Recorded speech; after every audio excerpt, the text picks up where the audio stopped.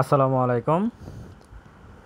অনেক রাত তো আপনারা আসলে জানতে চাইছেন যে আজকে মধ্যস্থতাকারীদের সাথে যে মিটিং হওয়ার কথা ছিল এই বিষয়ে কোনো সিদ্ধান্ত আছে কিনা বা কোনো আপডেট আছে কিনা।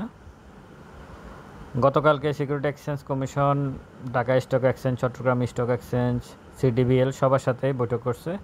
তারা কিন্তু মধ্যস্থতাকারী না, মানে তারা কিন্তু মার্কেট মেকার না এবং মার্কেটকে তারা উঠাবেও না। তারা আসলে কমিশন যেরকম রেগুলেটরি বোর্ডে, Dhaka stock exchange, Chattogram stock exchange, CDB হলো সেরকমই। তো আজকে 1 তারিখে পূর্ব নির্ধারিত তাদের যে বৈঠক ছিল, হওয়ার কথা ছিল merchant bank association, brokerage house association, বড় বিনিয়োগকারী যারা আছে তাদের সাথে।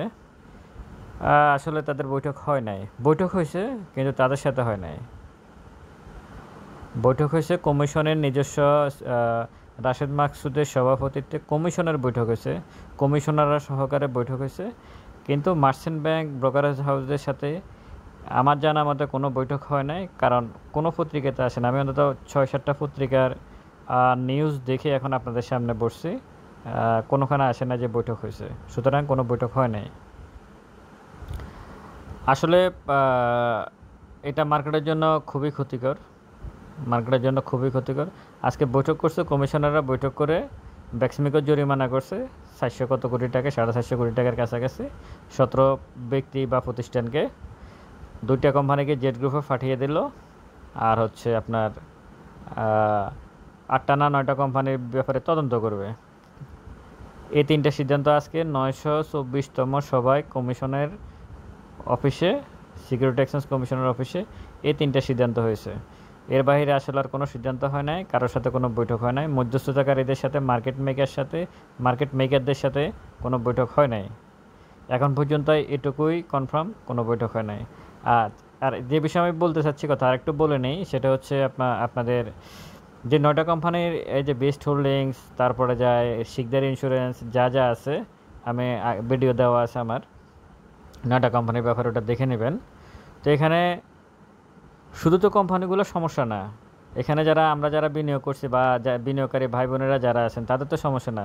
যারা ইস্যু ম্যানেজার তাদের তো কোনো শাস্তি হচ্ছে না। ইস্যু ম্যানেজার কারা? হয় কোনো মার্চেন্ট ব্যাংক, তা না না হলে কোনো এটাকে কি বলে অ্যাসেট ম্যানেজমেন্ট কোম্পানিগুলো আছে তারা। এগুলোতে কোম্পানিগুলোর প্রসপেক্টাস তৈরি করছে, অডিট রিপোর্ট সমস্ত কিছু নিয়ে কোম্পানিগুলোকে আইপিওর জন্য আবেদন করাইছে। আর সিকিউরিটি এক্সচেঞ্জ কমিশন বিগত সিকিউরিটি এক্সচেঞ্জ কমিশন, শিবলি রুবাইতুল ইসলামের কমিশন এগুলোকে অ্যাপ্রুভ করছে। তো তাদের তো কোনো কিছু হচ্ছে না। এখন পর্যন্ত কি শিবলি রুবাইতুল ইসলাম অ্যারেস্ট হয়েছে? হয় নাই। বা ওইখানকার কোনো কমিশনার অ্যারেস্ট হয়েছে? হয় নাই। তো আপনারা যে কোম্পানিগুলোকে জেলে ফাটিয়ে দিচ্ছেন, তারপরে যায় তদন্ত শুরু করতেছেন, হ্যাঁ জরিমানা সব ঠিক আছে, কিন্তু বড় বড় যারা আছে তাদের তো কোনো কিছু হচ্ছে না, তাদের তো কোনো কিছু হচ্ছে না। ইস্যু ম্যানেজারগুলো জরিমানা করতেছেন না, তো দায় কি সাধারণ বিনিয়োগকারী? আপনারা নিয়ে আসছেন কেন? ওই প্রোডাক্টটা আপনারা স্টক এক্সচেঞ্জে ঢুকেছেন কেন? 400 কোম্পানি নেওয়া হওয়ার কি দরকার ছিল? তো এগুলোর দায় দায়িত্ব কে নেবে? এখন যে সাধারণ বিনিয়োগকারীরা যে ক্ষতিগ্রস্ত হবে, কালকে যে আবার আল্লাহ জানে কি হয়। বিনিয়োগকারীরা তো প্রতিটা মুহূর্তে আতঙ্ক, মনে হয় মানে আতঙ্ক আর আতঙ্ক নিয়ে তারা এটা কি বলে প্রতিটা সেকেন্ড, প্রতিটা মুহূর্তে বসবাস করতেছে। এই দায় দায়িত্ব কে নেবে? কমিশন তো তার মতো করে সংস্কারের নামে সংস্কার করতেছে, সেই নামে আসলে সমস্ত কিছু মানে শেষ করতেছে। বিনিয়োগকারীদের পোর্টফোলিও খালি হচ্ছে, তারা সংস্কার করতেছে।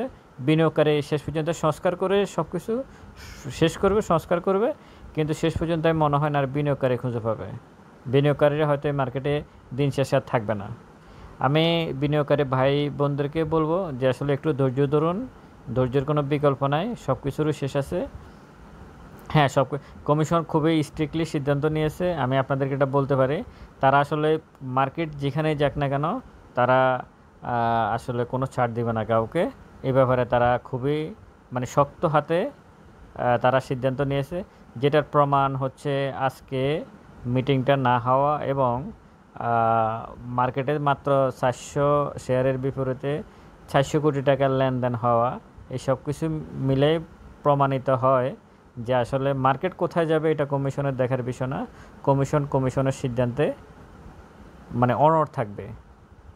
কিন্তু তারা খান ব্রাদার্সকে জেড ক্যাটাগরিতে পাঠাতে পারবে না, তারা ইস্যু ম্যানেজার যারা আইপিও দুর্বল পচা আইপিওগুলোকে নিয়ে আসছে তাদের কোনো শাস্তি দিতে পারবে না, তারা আগের কমিশনের কাউকে অ্যারেস্ট করতে পারবে না, এটা পারবে না। শুধু বিনিয়োগকারীরা কীভাবে ধ্বংস হবে, কী কাজ করলে বিনিয়োগকারীরা ধ্বংস হবে, তারা শুধু সেগুলাই করতেছে বসে বসে।